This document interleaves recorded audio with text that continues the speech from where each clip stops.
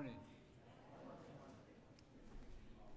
If you'll please bow your heads, Mr. Coomer will lead us in prayer. Thank you, Mr. Chairman. And before I recognize the Lord, I'd like to recognize my friends from Cartersville, Parnick, and Tina Jennings here back there with Chairman Battles.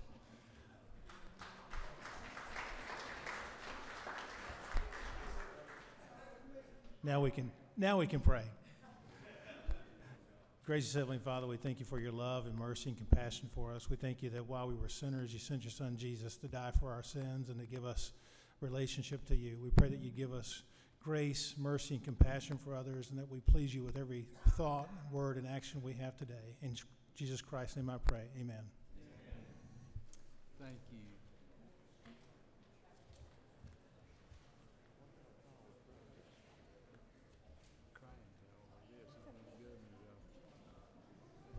Oh.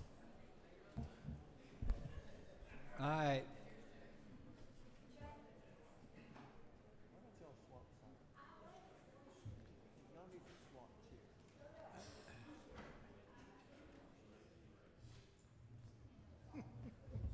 Are we all ready? I want to recognize somebody. In the back here, I have a gentleman named Ethan Wilder. Ethan, would you stand up?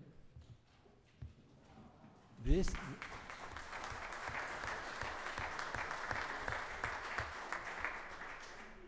is the governor's grandson. Thank you for being with us, Ethan. And then I have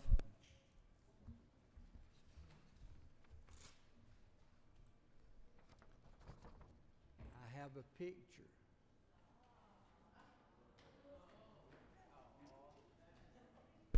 I know that y'all, by looking at that picture, won't believe that that is Robert Thomas Trammell III.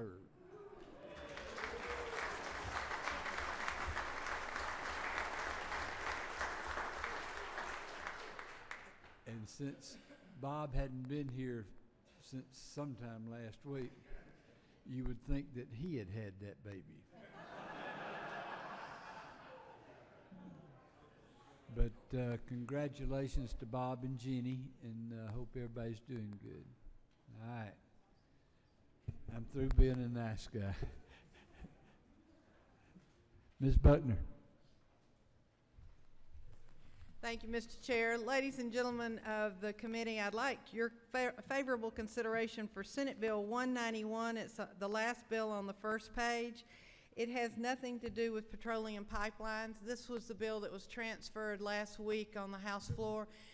What we did is put the designation for the shoal bass because all the pipeline had been dealt with in last year, and so Senator Jeffries has, of course, resigned, so the bill was in the right code section, and we're using the number to designate the shoal bass, which is a native fish in the Ocmulgee, the Flint, and the Chattahoochee rivers, as the state riverine fish. This is a bill that is supported by the Department of Natural Resources, and we are hoping that it will help us with marketing of some cottage industries for fishing guides, kayaking, and there's actually even a new beer in development called the Shoalie.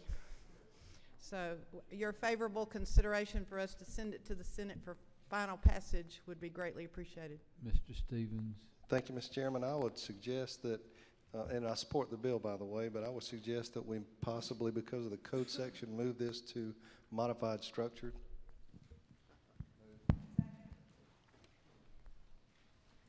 Okay. All in favor of moving the modified structure?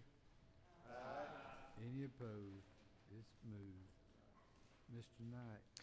Mr. Chairman, thank you. I just want to make clear to the committee, this is the exact same bill that we passed out of this body, I think, 2 years ago. And if I'm not mistaken, I think it passed unanimously. It did.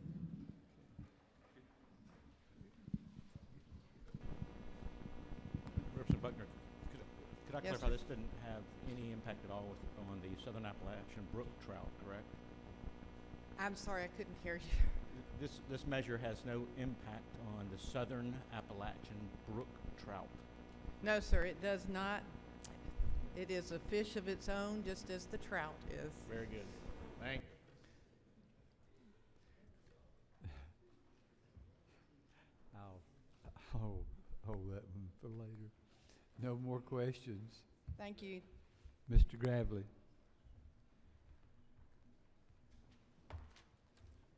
Good morning, Mr. Chairman, and keeping with that beautiful prayer prayed by the whip, I'd like to offer two resolutions dealing with the state of Israel on the front page of your rules calendar. If you look down at H.R. 1469 and H.R. 1470, H.R. 1469 simply urges the government of Israel to maintain its consulate general here in Atlanta. And I will pause for any questions that there may be. I'm not saying that the consulate is going anywhere. However, I believe with the monumentous decision that this body made to recognize the Holocaust Museum Memorial, as well as the 70th anniversary of our Israeli consulate here in Atlanta, and the fact that we are the home of the civil rights movement, I believe that we should do everything in our ability to let the state of Israel know that the Consulate General is welcome here in the state of Georgia. Mr. Williams. Thank you, Mr. Chairman. On H.R. 1470, hasn't that already been done? Spots been picked, and location, I think, supposed to be completed in June. I'm just wondering why we kind of on the back end of a resolution. On 1470, okay, that would be the second resolution. You're right. What we want to do with this resolution is simply continue the efforts of the previous three administrations, two Democrat, two Republican, based upon the 1995 Jerusalem Embassy Act, which was signed into law by President Bill Clinton. This is just a continuation saying that we urge the President of the United States to continue forward movement as recognizing Jerusalem as the capital of the state of Israel. No more questions. Thank you. Thank you. Mr. Ligon.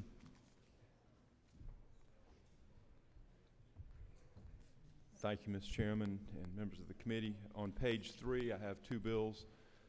The first is Senate Bill 338, which addresses the process that the legislature can follow to deal with agency rulemaking authority. We found over the last year that there were some issues with that it needed some clarification.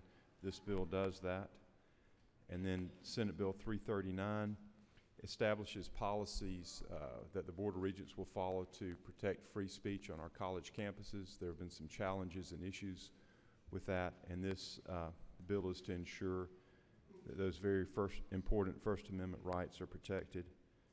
And Mr. Chairman, while I'm identifying bills, I'd also like to mention SB 365, which didn't make it on the calendar due to my fault, but that's the annual code revision bill. Any questions? No questions. Thank you. Thank you, Mr. Chairman. Mr. Thompson. Morning, Mr. Chairman, members of the committee. If I may, I'll begin with addressing the whip's question I had the last time I was here. And HB 793 is on the floor this morning, so I hope to bring the museum and aquarium bill back, and we pass it on to the governor. I think we're in good shape, at least I hope so. I'm here today to ask for Senate Bill 403. It's on the second page. That's our election bill. We've talked about that, and the two bodies have worked on this diligently, and I believe we're ready to be able to bring this to the floor for our vote, hopefully. On the voting machine, that's the voting machine bill. Once there's something done, who makes the decision as to what kind of machines we have? Is that done by the Secretary of State? Secretary of State, I believe so. Yes, Mr. Chairman. Okay. No questions. Thank you. Thank you, sir. Mr. Rett. Thank you, Mr. Chair, fellow colleagues, friends, and y'all. I come here again to talk to you about Senate Bill 358. That's on the second page at the top. Senate Bill 358. And this bill provides for the creation of banking improvement zones along with the Department of Community Affairs, they may designate these zones within jurisdiction of a local government to encourage the establishment of branches or representative offices of a bank in areas that are underserved by the banking services. This bill was crafted together with Mr. Kevin Hagler, who's Commissioner of Bank and Finance, and Oscar Fierce, who's the Deputy Commissioner of Legal Affairs. This is my third visit here. It's been pleasant visiting y'all. Hopefully the third time's the charm, and if there are any questions, Mr. Chair, I will try and answer them to the best of my ability. Well, I was gonna fix it until you didn't have to come back. Now you're gonna have to come back. You don't have to come back anymore. You have no questions. Thank you. Thank you, Mr. Chair. Appreciate it. Do you want to ask for SB 202 while you're up here? 202. Your name's beside it. Yes. Medical assistance increase and personal needs allowance. We're increasing it from up to, we're just saying the word 25,000. Is that right?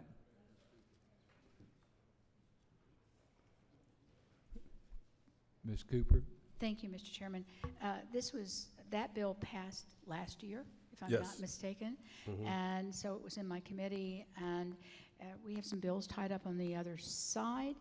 And so this is the one where a bill passed out of here 100% for the elderly, so that the district attorneys, if they wanted to across our state, could set up committees of all the people involved in in elder abuse issues, could work together to try to decrease the number of elder abuse deaths in our state. And Senator Rett said he would carry it over there as an agree or disagree. Thank you, Ms. Cooper. No more questions, Mr. Rett. Mr. Huffstetler. Thank you, Mr. Chairman. I've got one bill on page 3, Senate Bill 364, that fixes what I would consider to be a technical glitch that would allow more sponsorship of physician assistants. It's kept some part-time moms from being able to job share, and it does not change the supervision rate. It still keeps the exact same supervision rate in the hospital. Ask your consideration. No questions, thank you. Mr. Harper. Thank you, Mr. Chairman. Good morning. On the back of page 1, Senate Bill 409 is about halfway down. Senate Bill 409 deals with railroad crossings, and it simply adds on-track equipment to that code section in regards to individuals not being able to cross a railroad track if that said equipment is coming through the railroad crossing.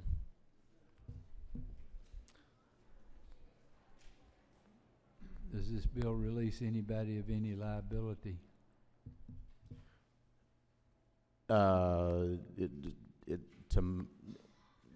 In regards to liability, if this bill passes and you attempt to cross a railroad track while that equipment's coming and it hits your vehicle, then you would be in the wrong, and the railroad would not be liable for that. This equipment is as big as trains now, so and it was actually brought by a constituent of mine who works for the railroad industry in my district down in Waycross, which is a big railroad town. It's supported by the railroad industry and the railroad unions. I know we have some large equipment that does that, but we also have pickup trucks that just pull up there and let their train track wheels run. Are they included in that? That would be considered on-track equipment, yes, sir. Okay, no questions. All right, thank you. Mr. Strickland.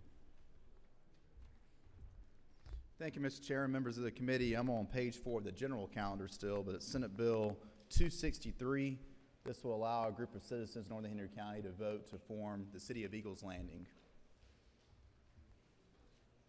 I'm still in the general calendar. The yellow sheets. Yellow sheet.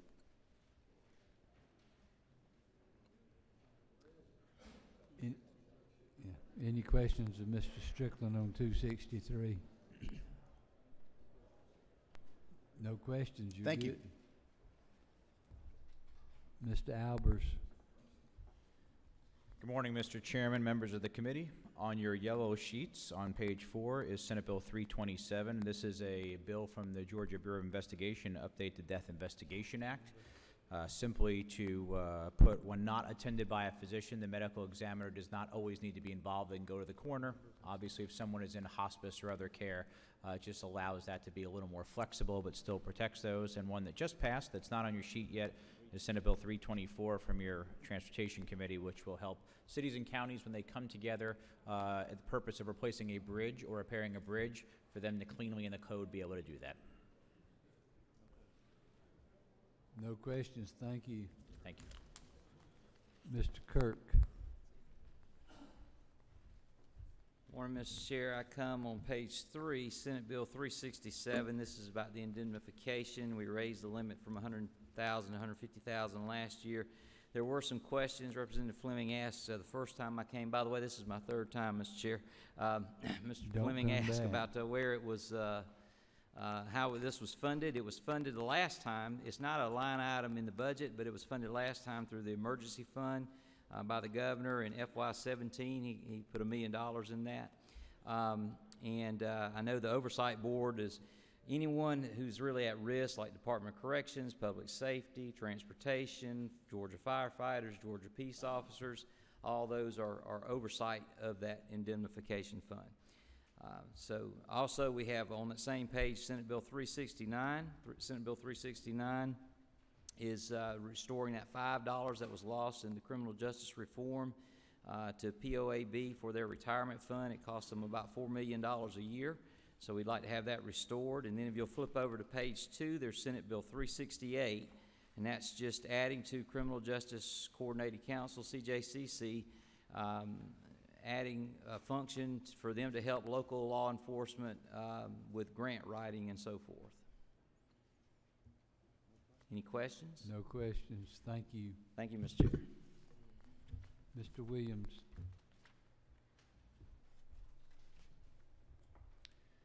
Thank you, Mr. Chairman, members of the committee. I have one resolution to ask for. It is SR 149, page 2, the third above, modified structure rule. Basically, it sets apart September 1st as Childhood Cancer Awareness Day. If there's no questions, I ask for your support. No questions, thank you. Mr. Jackson. Thank you, Mr. Chairman. Members of the committee, I have 2 items I would like for your favorable consideration. Both are modified open rule, both on page 2. Senate Bill 349, it provides that a valid veteran's health identification card must be included as satisfactory evidence of those notaries and they're performing the acts as a notary republic. The second is a resolution, Senate Resolution 685, down to the bottom. This renames Runaway Negro Creek to Freedom Creek. This is just an urging resolution to notify the United States Board of Geographic Names of our action and ask the board to govern itself accordingly. If there are no questions. No questions, thank you. Thank you, Mr. Chairman. Thank you, members of the committee. Mr. Stone. Good morning, Mr. Chairman. Good morning. Committee members. Here on 2 matters. The last matter under modified open rule on page 2 is Senate Resolution 774 to create the Adoption Expense Study Committee. Also, I'm here to ask for consideration on Senate Bill 194 on page 3. This is the garnishment clarification bill. Be happy to answer questions. No questions, thank you. Thank you. Mr. Kennedy. Good morning, Mr. Chairman and committee members. I bring to you requests for two bills, Mr. Chairman. That there were no more blue sheets. I did not see on the copy that I was able to borrow from someone the two bills that I've got that I would ask consideration of. Senate Bill 301, which is the Revised Uniform Fiduciary Access to Digital Assets Act. As I explained last time, Mr. Chairman, that this bill recognizes that we have an interest in digital assets and provides a mechanism for people to secure those assets through the use of a will or a trustee, and also secure attention to that while they're in life as well through the service of terms agreement that the internet providers have. It's on today's calendar. Oh, excuse me. Well, thank you very much, Mr. Chairman. I appreciate that. Thank you. Senate Bill 427 is the proposed updates to Georgia's statutory child support guidelines to bring Georgia in compliance with federal regulations on state-administered child support programs. No questions. Thank you. Thank you, Mr. Chairman. Mr. Walker. Morning, Mr. Chairman and committee. I'm here to ask again for Senate Bill 350, which deals with information privacy, information practices notices. It changes Georgia code to align with the federal law where these only have to be sent out one time unless they are changed. If there are any questions on that, I'd be glad to answer those. No questions. Next.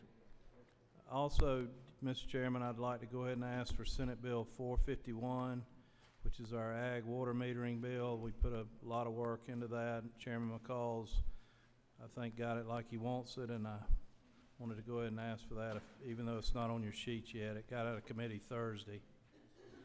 Ms. Smith. Thank you, Mr. Chairman, and Senator Walker, all the way down to the other side. Good morning to you. Morning, Chairman. This bill has been very well vetted in our committee, and there is agreement on all sides for this bill to move forward. And it did get out by 9 o'clock Thursday morning, but is yet to make it to the calendar. Thank you, sir. Thank you, Chair Lady.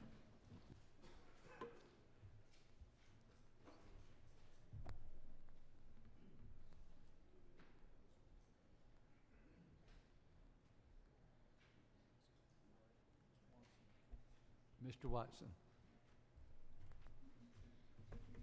Thank you, Mr. Chairman. I'm here asking for Senate Bill 397. It's under the modified open rules on the second page. And all it does is allow cities to use one additional aspect for selling surplus property.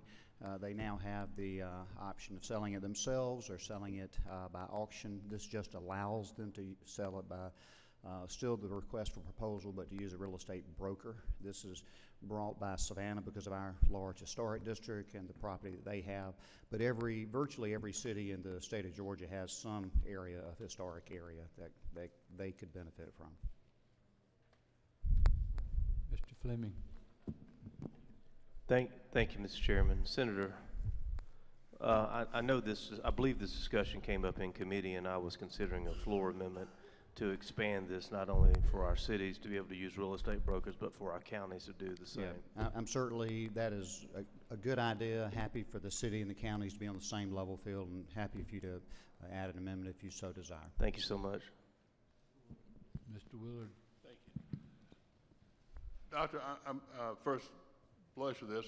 I know the cities have the right to sell privately property, real estate, do they not, at this time? This would be for their surplus property that the city owns. But they can sell it privately now. Am I correct? You probably know a lot more about it than I do. I think they do, but I'm not sure. My question is, do they need to have statutory authority just to get an agent to handle the matter for them? Yes, sir. That is my understanding. Okay. Thank you. No more questions. Thank you, Mr. Chairman. Mr. Gooch. Thank you, sir. Good morning.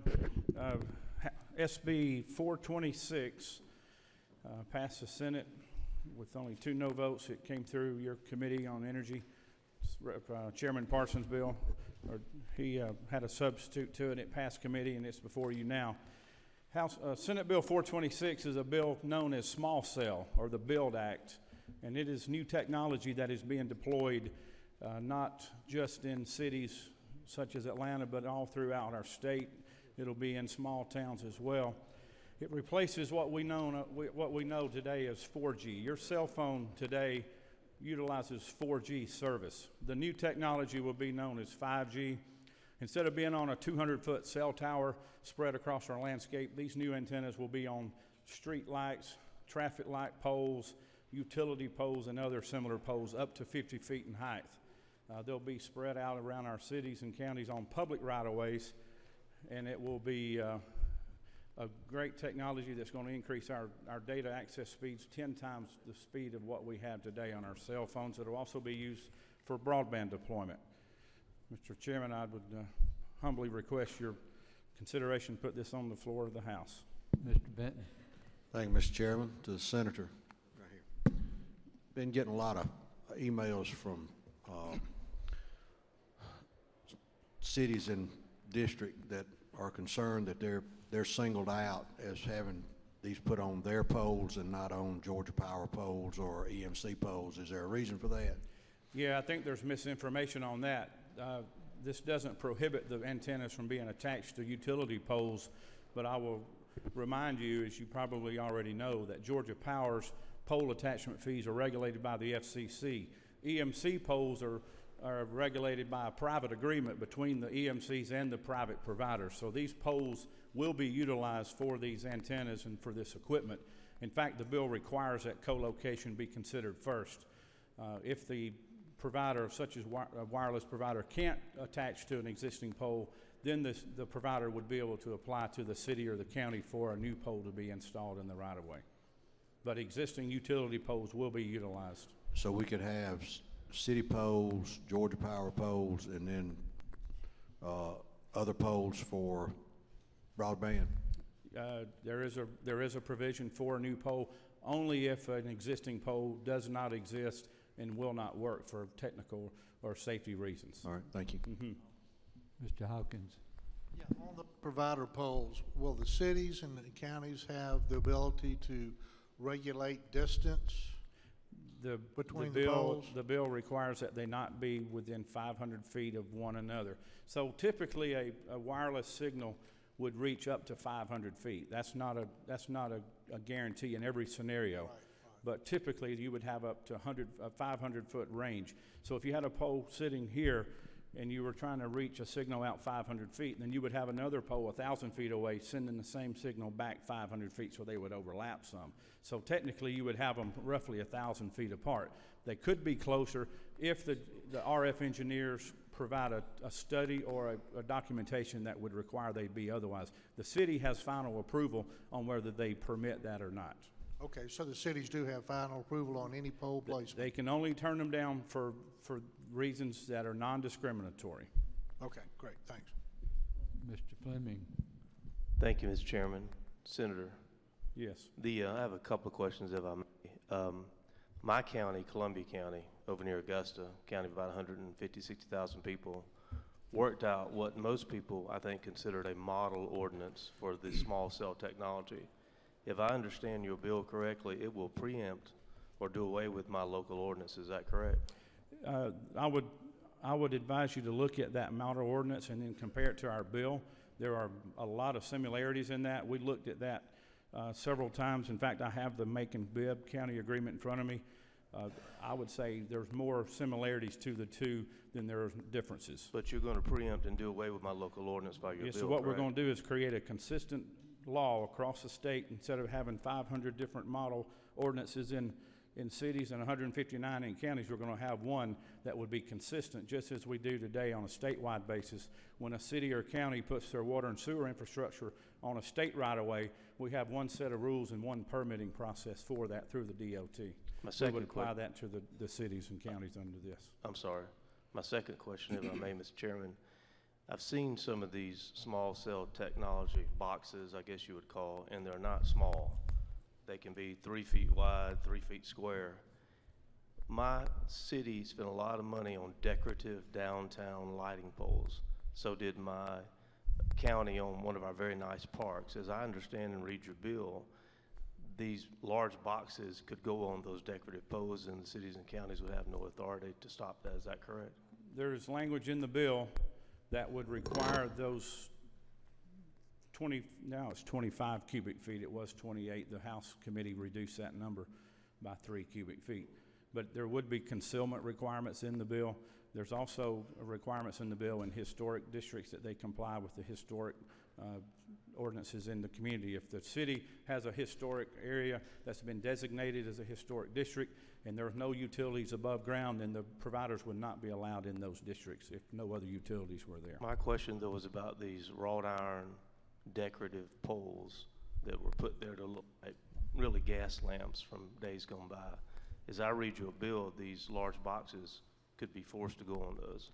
It would be very similar to what you would see at a traffic signal corner. If you have a nice mass pole there, the providers would have to use similar poles, the decorative poles, and the equipment would be either ground mounted or attached to the pole, just like a traffic signal box is today. You have to have a box there to put the control panels in and put all your gear in that controls that radio frequency.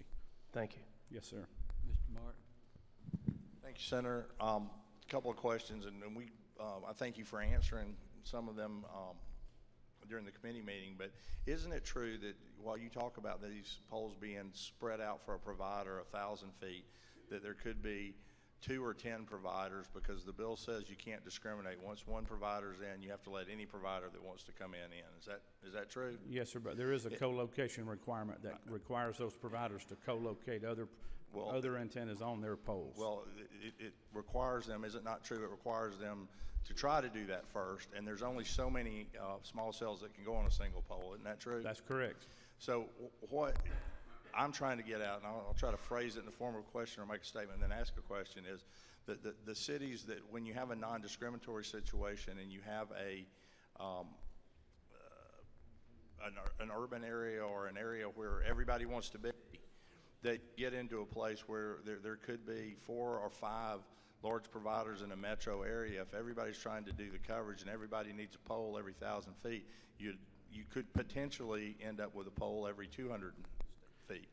I would suggest that you would have utility poles that are owned by Georgia Power or an EMC or a MEAG partner that would already have poles in that area, and you would first go to those poles. There could also be other poles that are city-owned that you would also put that equipment on before any new poles were to be considered. I understand, but isn't it true that the trouble we have here is you and I see it like that. What the cities continue to see is a preemption that we don't provide for them in any other situation, and that they answer to their citizens, and they're concerned. Maybe it would not, maybe this monster will not appear, but that's the concern they have, and that's what still troubles me. I like the deployment of that, but I worry about a proliferation of these poles in certain areas and telling my cities what they have to do and not allowing them to take care of their public. Yes, sir, I understand, and your comments are well taken. Many other states have already adopted similar language in this bill, and we're not seeing that as a problem yet. I'd suggest that we'll continue to monitor that and tweak it as we go forward if that becomes an issue. But I also remind everyone that right-of-ways are owned by the public. They're not owned by cities or counties or states. They're owned by the people, and the use of them is primarily was transportation, but also for public infrastructure and water, sewer, gas, cable, television, power, and now this new technology is part of infrastructure, and I encourage us to continue to invest in that infrastructure. Senator, to that comment, isn't it true that when I was a mayor up there, we traded right-of-way with people as a city all the time, and we did that by city resolution, which pretty much made that right-of-way the property of the city? Maybe we were holding on benefit for the people, but as a city, we were required to have a fiduciary responsibility because we could trade it if we were moving a road somewhere.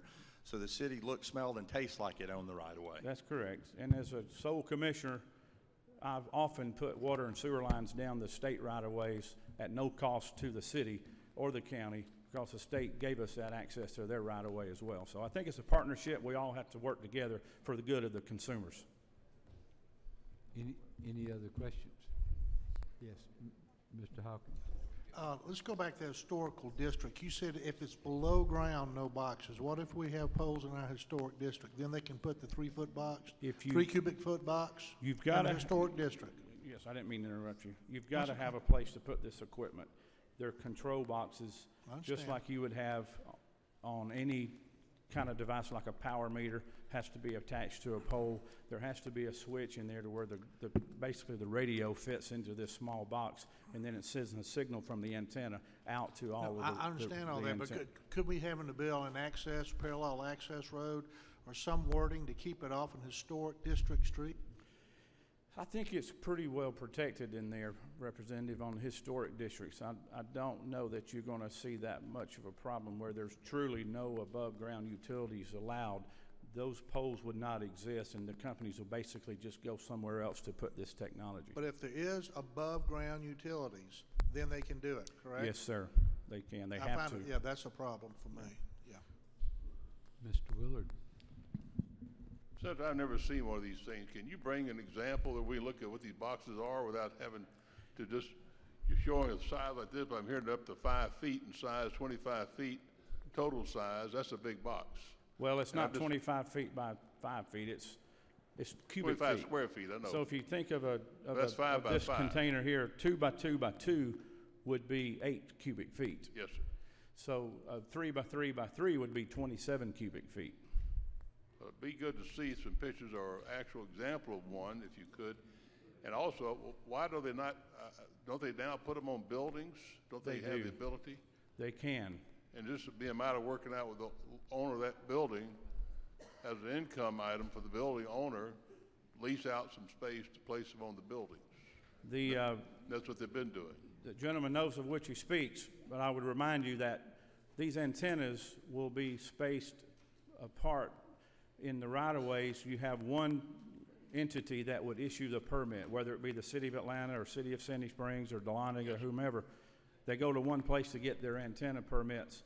They don't have to go negotiate leases with hundreds or thousands of private property owners, then go through zoning issues and blah, blah, blah. I mean, this could really get into a long-term process to try to zone or rezone properties to allow for an antenna. Some properties and some communities don't allow satellite dishes to be seen from the street.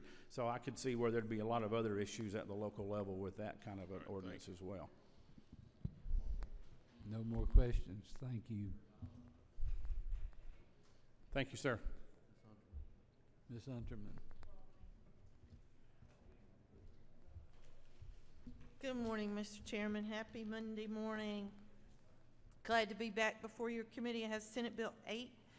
That is Chairman Smith and myself about transparency and hospitals and surprise billing. We've talked about it a couple times in here. And then if you go to page 3, 4 up from the bottom is Senate Bill 422. This deals with pharmacists and their ability to have over-the-counter testing, to explain how to do the testing with the potential person who comes in to buy it. Very simple bill. Be glad to answer any questions. No questions. Thank you. Thank you very much. Mr. Beach. Thank you, Mr. Chairman. I come before you, and I don't see it here on the blue sheet, but I want to get ahead of the game. It's Senate Resolution 537, the closing of Mitchell Street on a permanent basis. As you know, the mayor has closed it for the session. We're asking for it to be closed permanently. In 2005, Homeland Security requested that we make 39 safety changes around Capitol Square to make our Capitol a much safer place. We've implemented all 36 out of the 39. When we close Mitchell Street, we'll be 39 for 39. So it's important to do this. We're going to, I will tell you, we're going to add a road coming off the expressway on the other side of Liberty Plaza that will come into Capitol and Memorial right into the parking deck. So that will help people from having to go around the Capitol. That'll stop a lot of that. And then we're going to add a double left lane right there from Trinity to Memorial on Washington. We're going to take those parking spaces out so that people can take a double left turn. There will be ballards there so that the governor can get through, safety vehicles can get through, caterers and so on. But it's gonna look real nice, and I think it's something we need to do with what happened over in Parliament a year ago with 4 people being killed and 50 injured by automobile. And if you think about in between Mitchell Street and the Capitol, and you've got the LOB, you've got the judicial, you've got the Attorney General, and then you've got the executive branch. And so we really need to protect that area. We live in a very different world than we did years ago. So with that, I'll answer any questions, or I'll come before you when it's on the sheet. Mr. Williams. Thank you, Mr. Chairman. Yes. Thank you, Senator. As I said on Thursday, I like the concept and the design. My concerns were then, and I want to know now, where are you on the negotiations you were involved in with the mayor? I have requested a meeting with the mayor to see if she will sign off on this on a permanent basis, because I think that would give you a lot of comfort. I know she's working with the governor's office on this. Her and the chief of staff, Chris Riley, are working on this to try to come to a resolution on a permanent basis. If I might follow up, Mr. Chairman. And I'll follow up. I thank you, because my concern was, if it can be worked out, it should be worked out. If it at this point, we're talking condemnation, doing negotiations. Right. Thank you. Thank you. Thank you.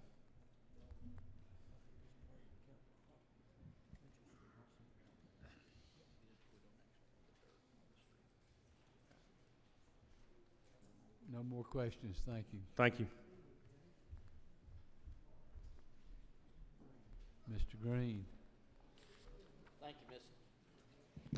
Thank you, Mr. Chair. I bring to you House Resolution 1053, which is an urging resolution to our United States Congress to keep up the maintenance needs in America's national park system. Georgia has 11 of those national park systems, and I would appreciate your consideration of this to the committee. Ms. Cooper.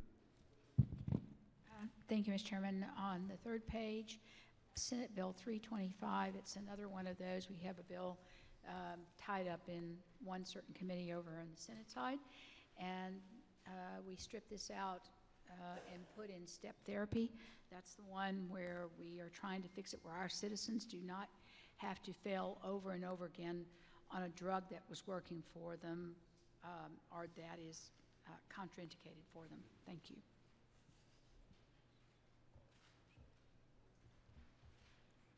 Mr. J. Powell. Thank you, Mr. Chairman. I'd like to ask for Senate Bill 402, passed out of committee this morning, so it's not on the yellow or the blue sheet. And it's the broadband bill that came over from the Senate, and it was combined with Senate Bill 232, which was the EMC bill that came over from the Senate. Let me go back to Mr. Powell. After the conversation that we heard in here on another bill, 426, is any of that in the broadband bill? No small cell in this bill. Thank you. Mr. Williams.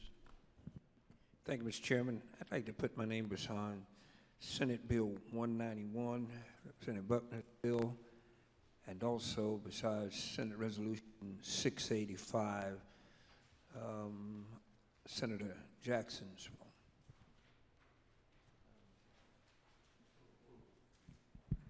Mr. A. Powell.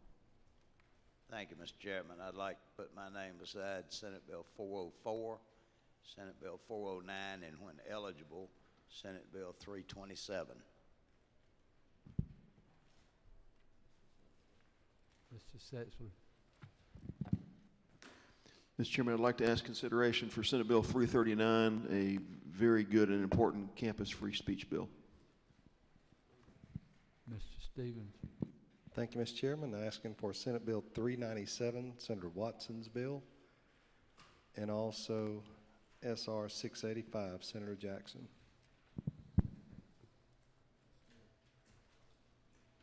Ms. Smith. Thank you, Mr. Chairman, members of the committee. I would like to put my name by Senate Bill 451. It's not on our blue sheet, but Senator Walker asked for it this morning. Thank you. Mr. Rogers. Thank you, Mr. Chairman. I'd also like to put my name by Senate Bill 451, Senator Walker's bill. Mr. Harrell. On page 1, I'd like to ask for House Resolution 1374. It would form a study committee on professional licensing boards. And I'd also like to put my name by Senate Bill 426 on page 3. Maybe not. Mr. Smyrie. Mr. Chairman, I'd like to request House Resolution 940 and Senate Bill 358.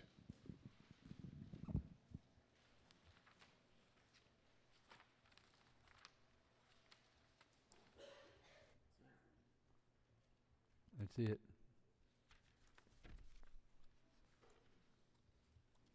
Okay.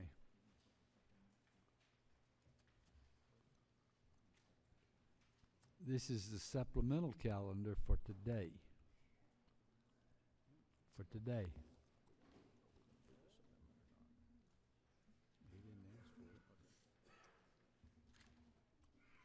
Under modified open, HR 1137.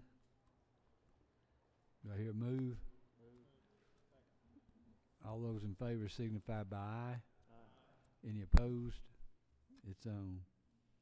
Under modified open, HR 1292. All those in favor signify by aye. Any opposed? It's on. Under modified open, HR 1469. All those in favor signify by aye. It's on. Under modified open, HR 1470. All those in favor signify by aye. It's on. Modified structure, HR 944.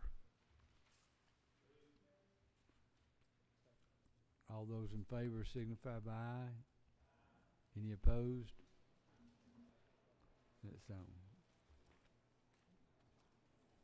All right, we're going to set the calendar for Wednesday. And under it's under modified open, but I want to have it moved to modified structure. Okay. SB 8. All right, all those in favor of moving it to modified structure signify by aye. Any opposed? Okay. Now I'll ask for a move to put it on the floor. All those in favor signify by aye. It's on. Under modified open, SB 139. I have a move. Do I hear a second? All those in favor signify by aye. Any opposed? It's on. Modified open, SB 350. All those in favor signify by aye. Any opposed? It's on. Modified structure, SB 202. All those in favor signify by aye. Any opposed? It's on. That probably won't be the only calendar, but that's the start for Wednesday.